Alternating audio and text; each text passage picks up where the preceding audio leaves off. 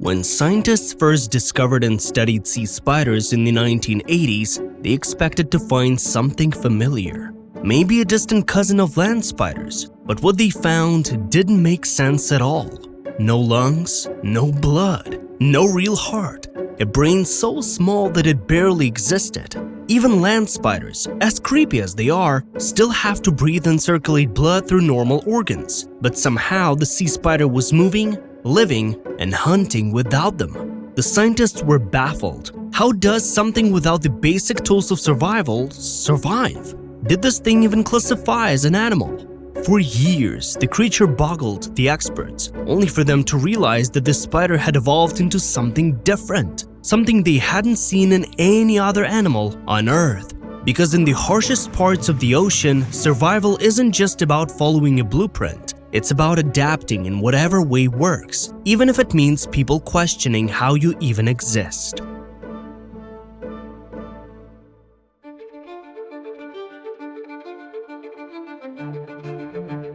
Despite their name, sea spiders aren't actually spiders. They're not even arachnids. Instead, they belong to a completely separate group called Pycnogonida, a class of marine arthropods that have been around for over 500 million years. They've survived multiple mass extinctions and extreme environmental changes. There are around 1,300 to 1,500 known species of sea spiders, distributed across more than 80 genera and 11 families. They can be found in oceans all over the world, from shallow tropical waters to the deep, freezing oceans of the Arctic and Antarctic. However, the deeper and colder it gets, the weirder they become. In most regions, sea spiders are tiny, just a few millimeters across. But in the polar oceans, something strange happens. These spiders grow enormous compared to their tropical cousins. The largest sea spiders occur in Antarctica, where they can grow to the size of a house cat, with leg spans reaching up to 60 centimeters, roughly about 2 feet. This is part of the phenomenon known as polar gigantism, which causes marine species in extreme cold to grow far larger than their relatives in warmer waters. But their size isn't even the weirdest thing about them. These creatures are missing nearly every organ we'd expect them to have and are still surviving for 500 million years. Most animals, including humans, rely on a set of essential organs to survive: a heart to pump blood, lungs to breathe, and a nervous system to coordinate movement.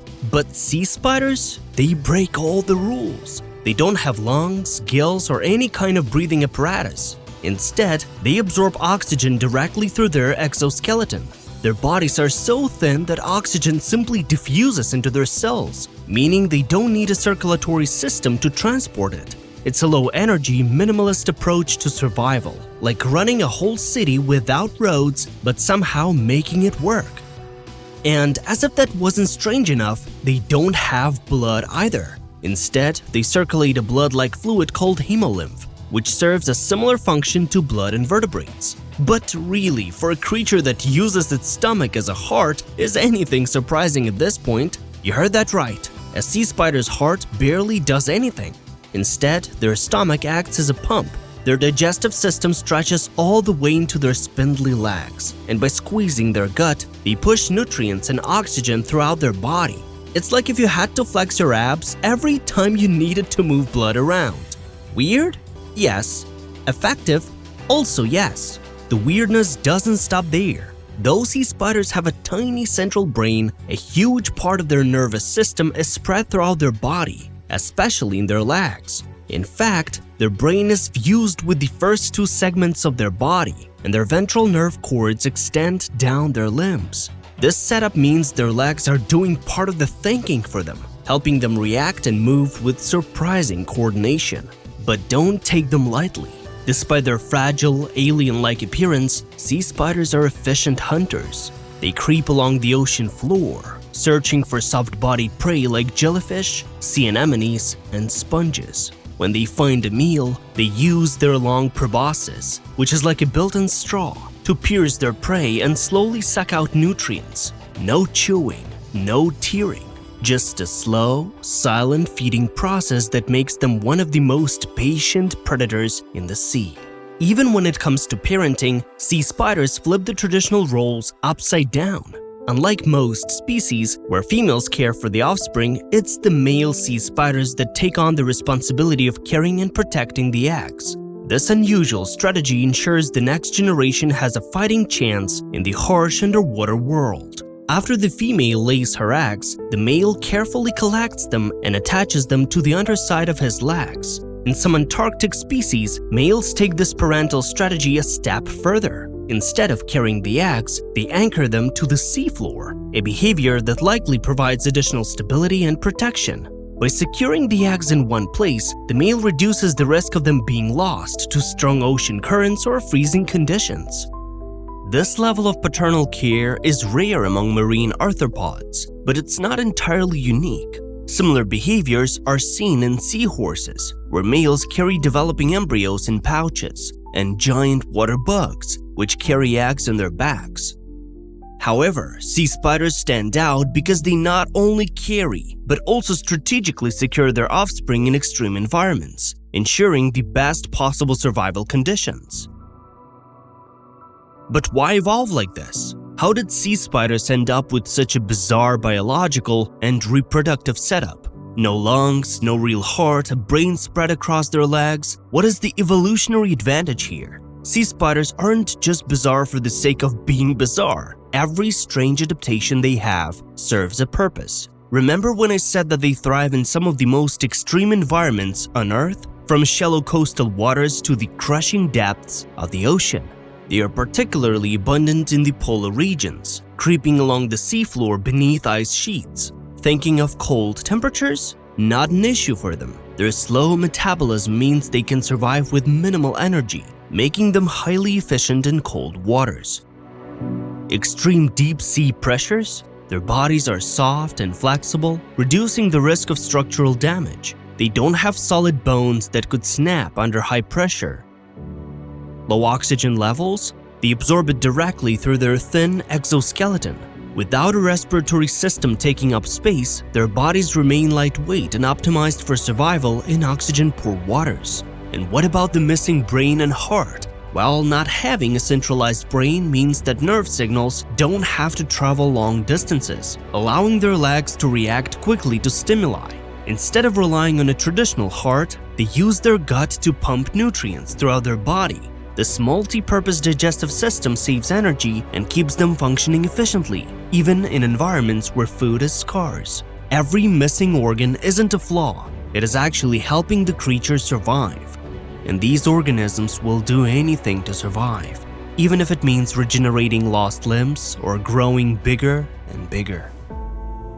Just recently, in 2023, scientists observed young sea spiders regenerating their lost limbs. While limb regeneration is common among certain arthropods, such as crabs and insects, it was long assumed that sea spiders lacked this ability. The discovery surprised scientists because it challenged what they previously believed about these ancient creatures' ability to regrow body parts. For young sea spiders, regrowing lost limbs isn't just a cool trick, it helps them survive. In the deep sea and polar regions, they often face predators in tough conditions. Losing a leg could make it hard to move, which could be deadly. But their ability to grow new legs lets them keep hunting and crawling as if nothing happened. Interestingly, sea spiders lose this ability as they grow up. Young sea spiders regrow their limbs quickly, but adults rarely do.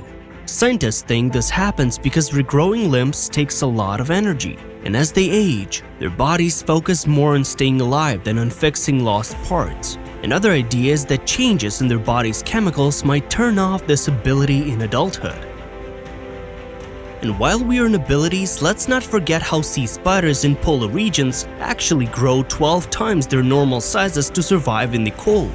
But it's not just sea spiders. In the deep sea, a phenomenon known as deep sea gigantism leads to species growing significantly larger than their shallow water relatives. Notable examples include the giant squid, capable of reaching lengths over 40 feet, and the bigfin magnapinna squid, with tentacles extending up to 26 feet.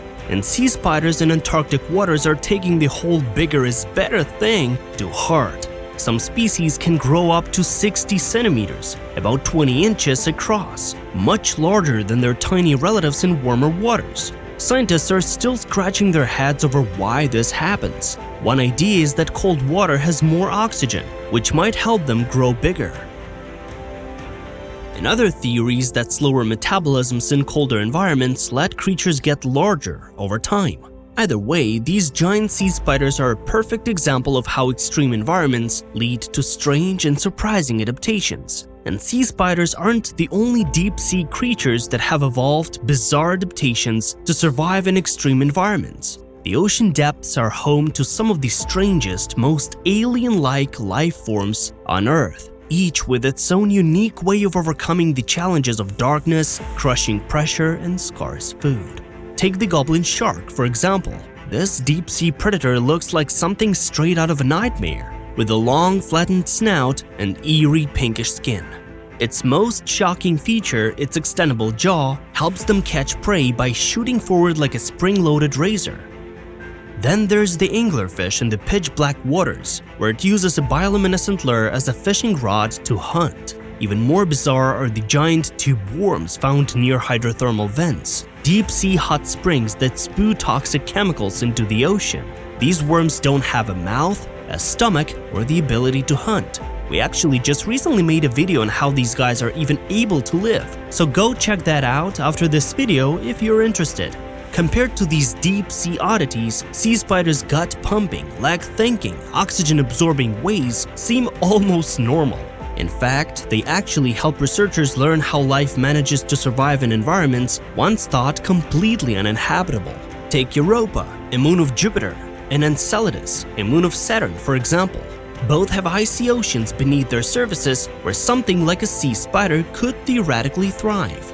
These moons are top contenders in the search for life beyond Earth, and creatures like sea spiders show that life out there could be even stranger than we ever imagined. Who knows, the next alien we find might just be a spider with its own glowing lure.